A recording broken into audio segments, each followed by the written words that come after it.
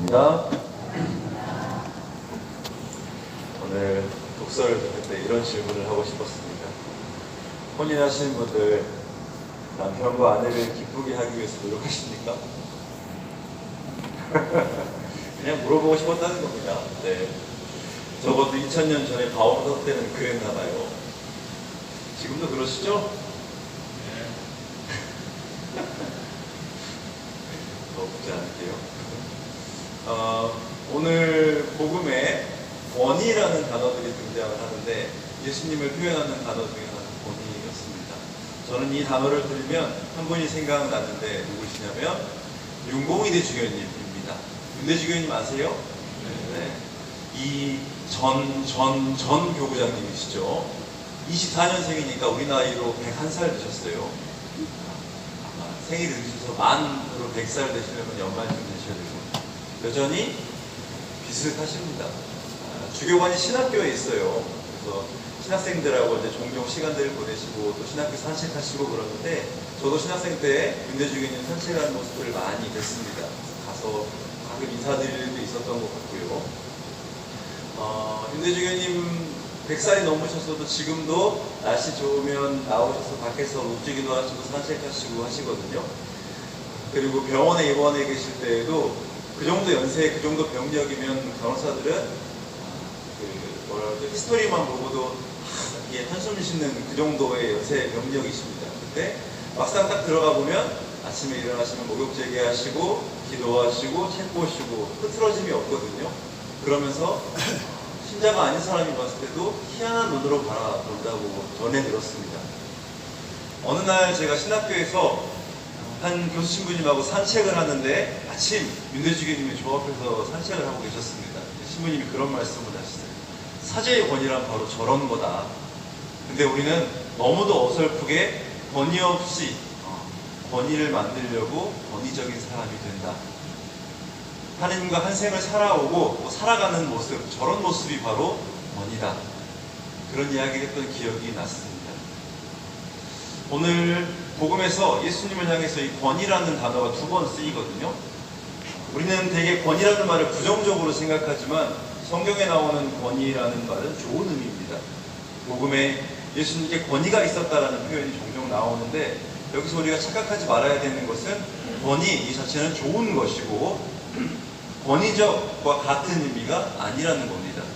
예수님께서는 권위 있는 분이셨지만 권위적이지는 않으셨어요.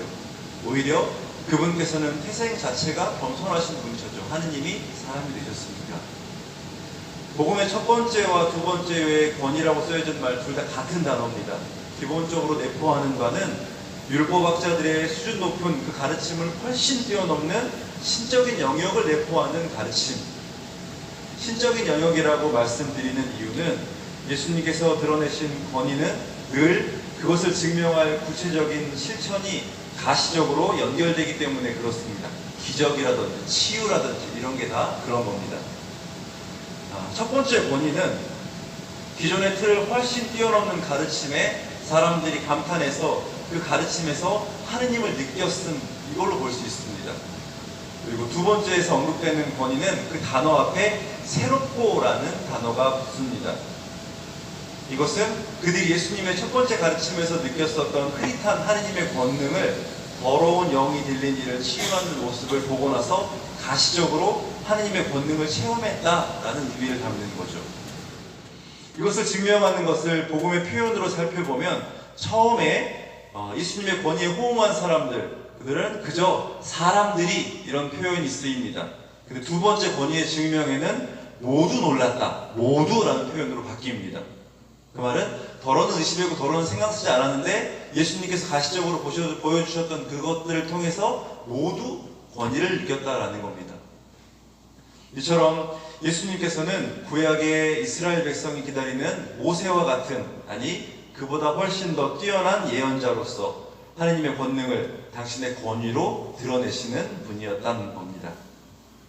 이제 복음을 비추어서 우리가 사는 오늘을 좀 들여다봐야겠죠. 오늘날은 권위적인 사람이 많아서도 문제이기도 하지만 그나마 지녀야 하고 지켜야 하는 권위가 실추되어서도 문제가 생깁니다. 그렇다면 어떻게 할 때 권위적이지 않으면서 권위를 지키고 살아갈 수 있을까?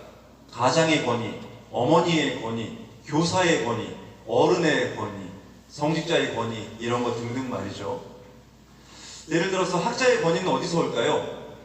아마 논리적이고 근거가 확실한 지식으로부터 올 겁니다. 어른의 권위는 어디서 올까요?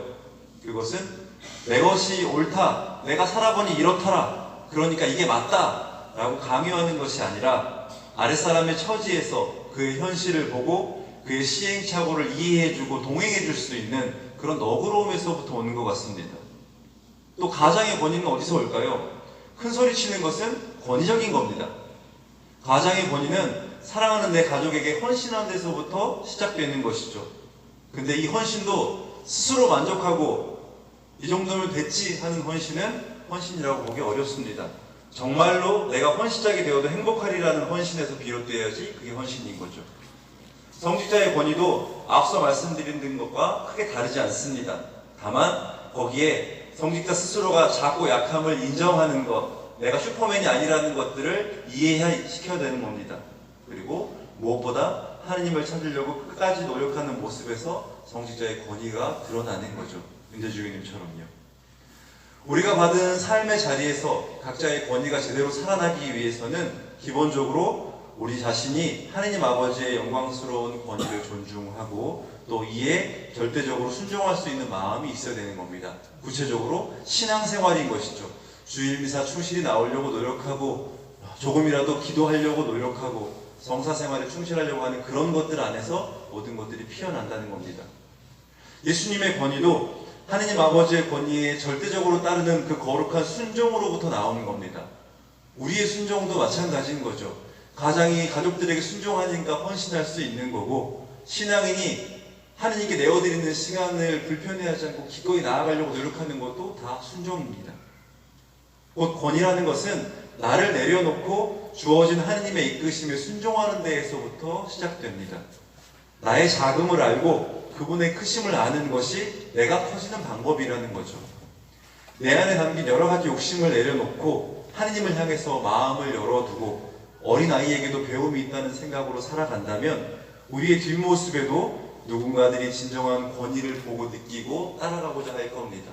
가정에서든 성당에서든 그 어디에서든 내가 있는 자리에서 내 뒷모습에 권위가 묻어나기 위해서는 우리는 먼저 신앙인이기에 하느님을 찾고 그분의 뜻을 헤아리면서 사랑해야 되는 사람들을 열심히 사랑하는 데서부터 오는 게 아닌가 싶습니다. 이어지는 미사를 통해서 우리와 함께 머무르시는 예수 그리스도를 통해서 우리가 그 권위를 누릴 수 있으면 좋겠습니다. 주님, 저희가 마음을 다하여 주님을 공경하며 그리스도의 사랑으로 모든 사람을 사랑함으로써 참된 권위의 옷을 입게 하소서. 아멘.